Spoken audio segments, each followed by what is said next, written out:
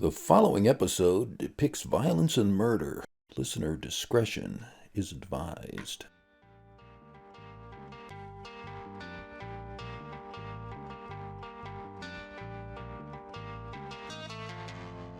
It's the evening of June 5th, 1989.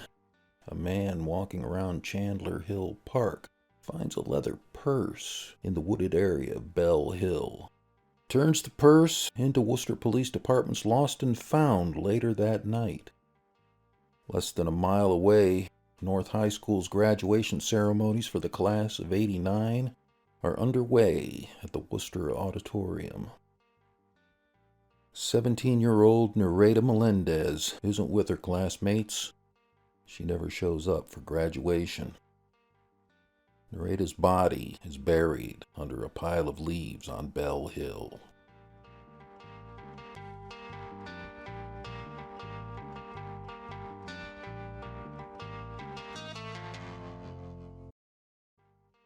Welcome to Unsolved Worcester. I'm your host, Dan Yeager. In part one of our two-part episode series, we share what we know about Nereida Melendez's comings and goings before her murder. She'd been strangled to death with the leather strap of her purse. Her killer, concealing her body with leaves in the woods on Bell Hill, just 150 feet or so from where a man searching for cans and bottles in the trash would find her purse near Elliott Street that night. Come back on Thursday for part two, when we take a look at the aftermath of Nereida's murder and look further at the inconceivable loss of a young life.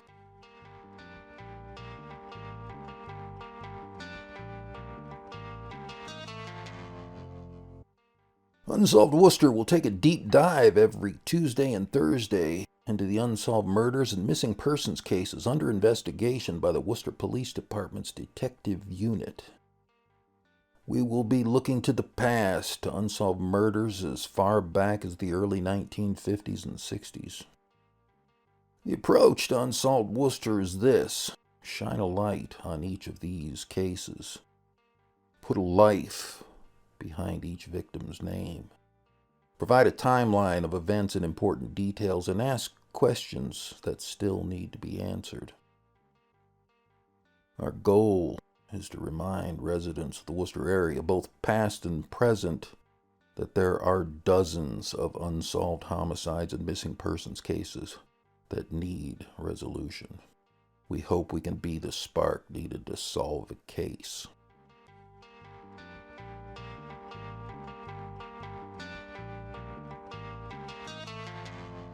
Nereida Melendez was excited to graduate from North High School. In her yearbook, Nereida would write, "Good luck to all of my graduating classmates, and congratulations for all the years of work. We're finally here. I hope you all succeed in your goals and future plans." Nereida worked on the school's newspaper, was a member of the pep club and drama club. She was popular, named a member of the Queen's Court for her senior prom.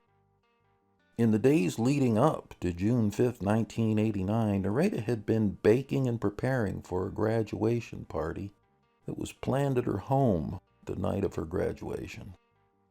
When Nereida didn't show up at home to get ready for her graduation ceremony or show up at the Worcester Auditorium for graduation, her family grew worried. A family member told the Telegram and Gazette Nereida would have never wanted to miss her graduation. Family started calling Nereida's friends around 6 p.m., searching for her.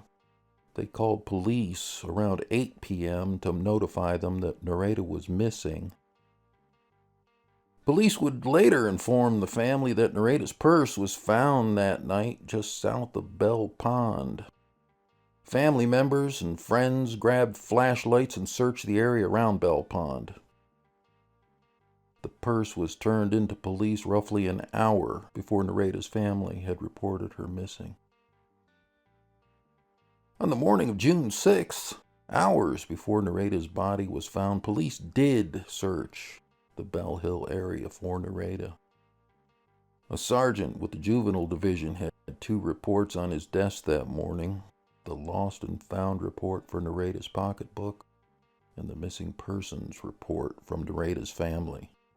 But the lost and found report didn't have a specific location of where Nereida's purse was found, so detectives only searched around Bell Pond and not south of Chandler Hill Park near Elliott Street. That same morning, Nereida's stepfather and three of her brothers scoured Bell Hill again, searching for Nereida. They found her body later that afternoon, concealed by leaves about 40 feet off the dirt road at the peak of Elliott Street, just 150 feet from where the man found her purse the night before.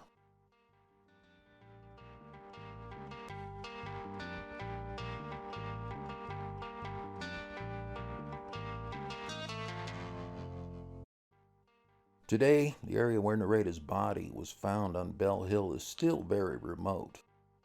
The part of Elliott Street is now blocked off by guardrails which were, coincidentally, being installed the week Nereida died.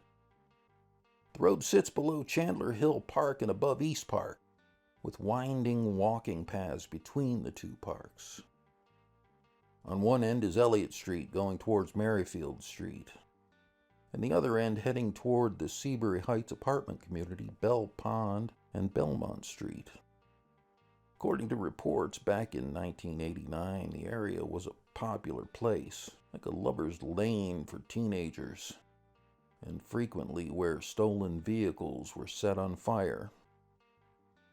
According to police, when Nereida's body was found, although her flannel shirt was unbuttoned and her bra unstrapped, she was still fully clothed, and there were no signs of sexual assault. She hadn't been beaten. Her body wasn't dragged into the woods. And Nereida wasn't robbed. There was $20 in the purse that was returned to the police. Her keys were found near her body. On the night of June 6, 1989, less than 2 hours after Nereida's family found her in the woods, the medical examiner ruled her death as a homicide, strangulation by ligature.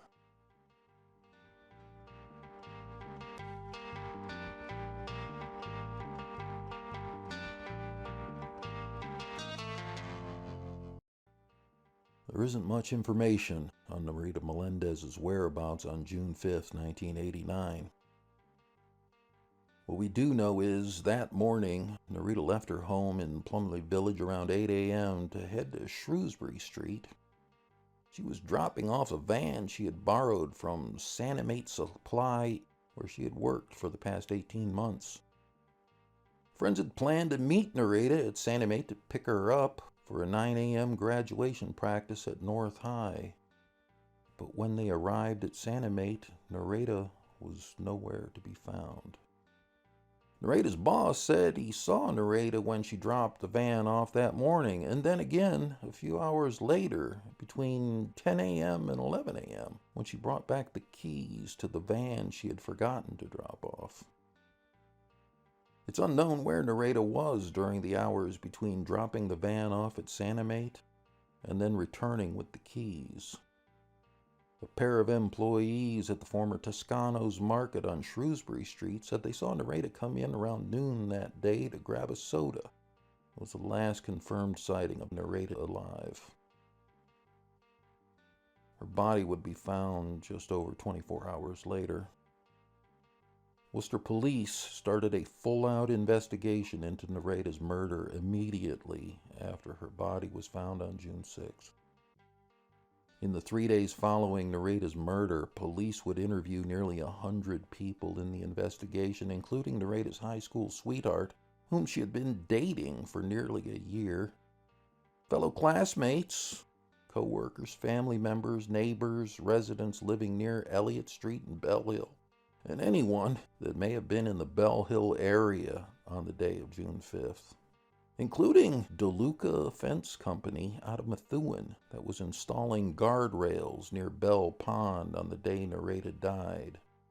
Residents in the Elliott Street area said they saw one of the fence company's trucks on June 5th parked roughly 30 feet from where Nereida's body was found the next day. The city had hired the company to install guardrails along Chandler Hill Park and Bell Hill to prevent cars from accessing the park and the dirt road area of Elliott Street. When contacted by the Telegram and Gazette, the owner of the fence company said that they weren't installing guardrails in the area that day. They were working on the opposite side of Bell Hill, near Bell Pond on Belmont Street. An initial report from police said 22-year-old George Maldonado, a former North High student, contacted the school to report he had seen Nereida in front of the City Hall in downtown Worcester on the afternoon of June 5th, just hours before her purse was found on Elliott Street. Maldonado said he spoke with Nereida, and he told police she didn't seem like herself and described her as nervous. He said Nereida was with 3 other girls and a man. Just a day later, after police spoke with Maldonado twice, police said Maldonado had confused Nereida with someone else. And once again, police were right back where they started. Nereida's whereabouts in the hours leading up to her death were a mystery.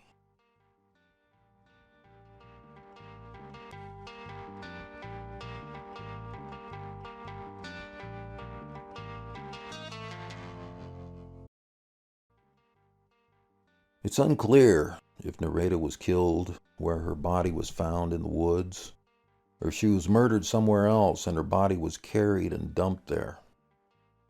The lack of physical evidence at the crime scene made it difficult for police to pinpoint a murder suspect. However, in all the reporting in the days after Nereida's murder, there's one thing police continue to stick to. Detectives believe Nereida knew her killer.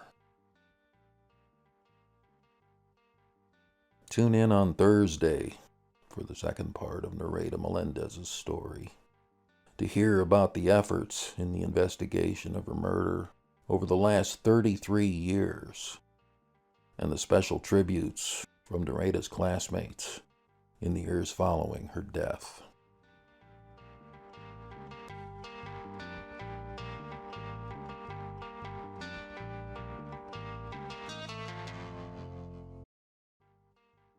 Thank you for listening. Anyone with information about the murder of Nereida Melendez are asked to contact the Worcester Police Detective Bureau at 508-799-8651 or send an anonymous text to 274-637.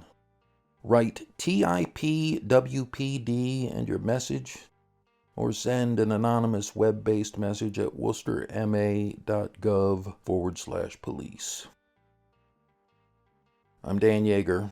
Come back next time for part 2 of our podcast series on the murder of Nereida Melendez in June 1989. Be sure to visit Unsolved Worcester on Facebook, Twitter, and Instagram at Unsolved Worcester. Listen to all episodes for free at unsolvedworcester.com and podcast streaming platforms including Spotify, iTunes, and more. Special thanks to Harvest Design in Northborough. The extensive research provided by Alex London and the Worcester Public Library, the Worcester Police Department, the City of Worcester, Ron Scott at New England Sky Picks, and our sponsors for making this possible.